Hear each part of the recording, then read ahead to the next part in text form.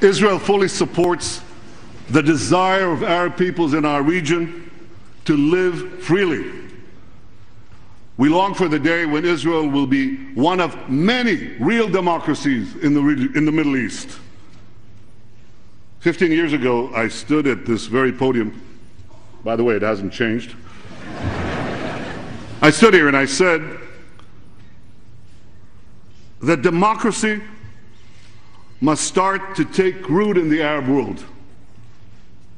Well, it's begun to take root. And this beginning holds the promise of a brilliant future of peace and prosperity. Because I believe that a Middle East that is genuinely democratic will be a Middle East truly at peace. But while we hope for the best, and while we work for the best, we must also recognize that powerful forces oppose this future. They oppose modernity. They oppose democracy. They oppose peace. Foremost among these forces is Iran. The tyranny in Tehran brutalizes its own people. It supports attacks against American troops in Afghanistan and in Iraq. It subjugates Lebanon and Gaza. It sponsors terror worldwide. When I last stood here, I spoke of the consequences of Iran developing nuclear weapons.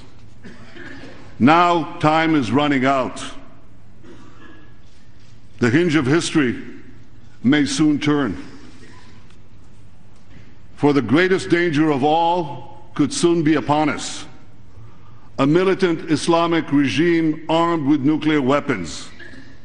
Militant Islam threatens the world. It threatens Islam. Now, I have no doubt, I'm absolutely convinced, that it will ultimately be defeated. I believe it will eventually succumb to the forces of freedom and progress. It depends on cloistering young minds for a given amount of years. And the process of opening up information will ultimately defeat this movement. But like other fanaticisms that were doomed to fail, militant Islam could exact an horrific price from all of us before its eventual demise. A nuclear-armed Iran would ignite a nuclear arms race in the Middle East. It would give terrorists a nuclear umbrella. It would make the nightmare of nuclear terrorism a clear and present danger throughout the world. I want you to understand what this means, because if we don't stop it, it's coming. They could put a bomb anywhere. They could put it in a missile. They're working on missiles that could reach this city. They could put it on a ship inside a container, could reach every port. They could eventually put it in a suitcase or in a subway. Now, the threat to my country cannot be overstated. Those who dismiss it are sticking their heads in the sand.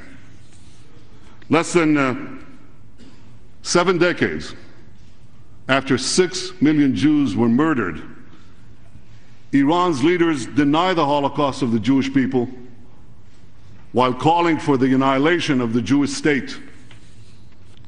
Leaders who spew such venom should be banned from every respectable forum on the planet.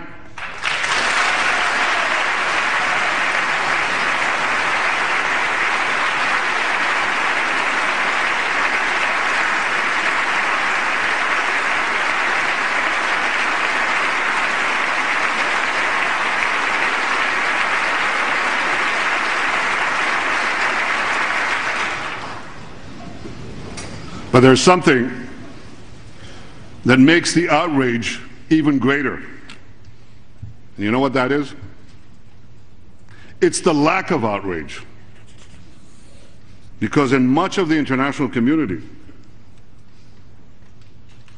the calls for our destruction are met with utter silence.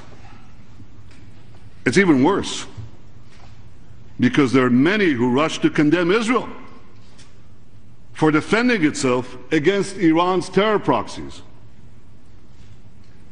Not you. Not America.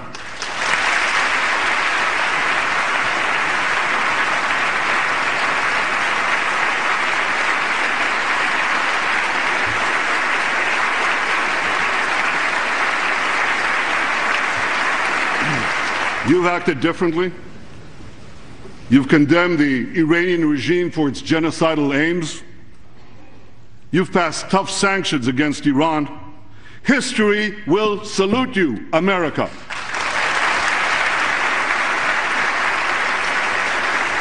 President Obama has said that the United States is determined to prevent Iran from developing nuclear weapons.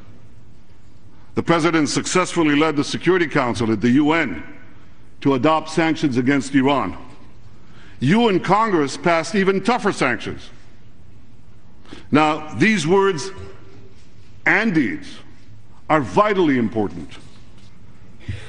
Yet the Ayatollah regime briefly suspended its nuclear weapons program only once, in 2003, when it feared the possibility of military action.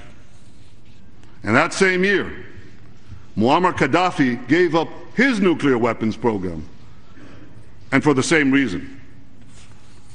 The more Iran believes that all options are on the table, the less the chance of confrontation.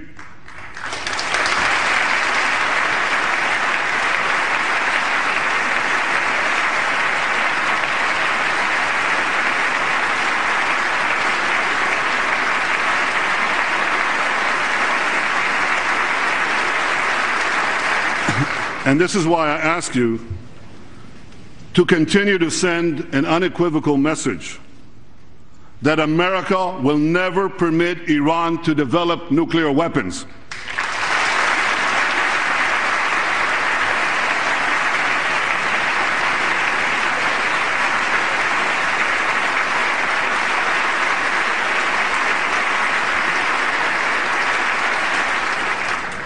Now, as for Israel, if history has taught the Jewish people anything, it is that we must take calls for our destruction seriously. We are a nation that rose from the ashes of the Holocaust. When we say never again, we mean never again.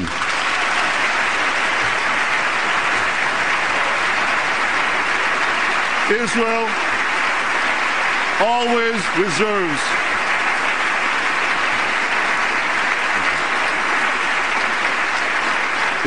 always reserves the right to defend itself.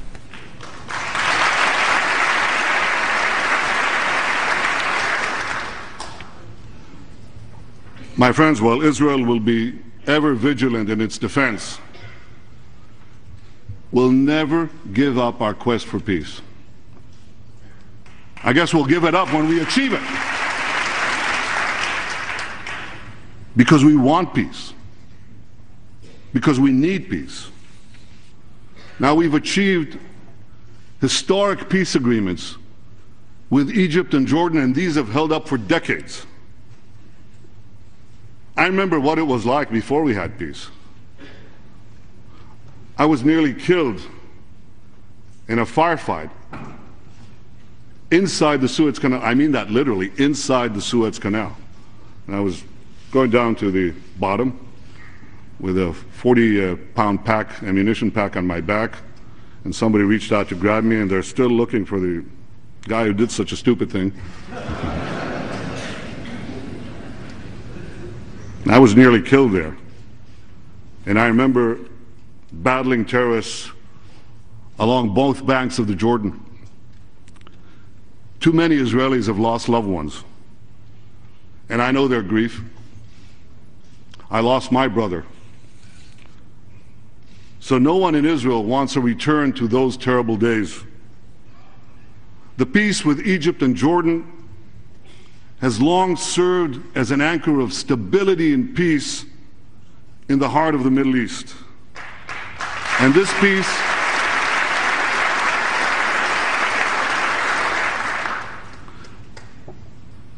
peace should be bolstered by economic and political support to all those who remain committed to peace.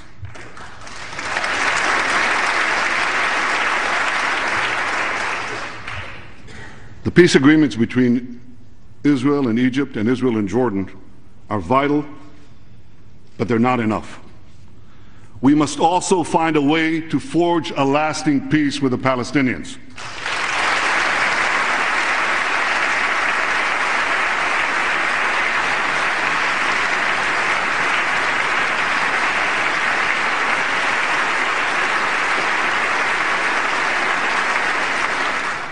Two years ago, I publicly committed to a solution of two states for two peoples, a Palestinian state alongside a Jewish state.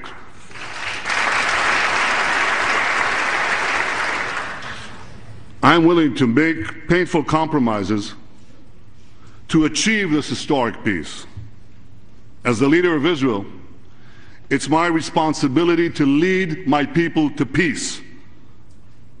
Now, this is not easy for me. It's not easy.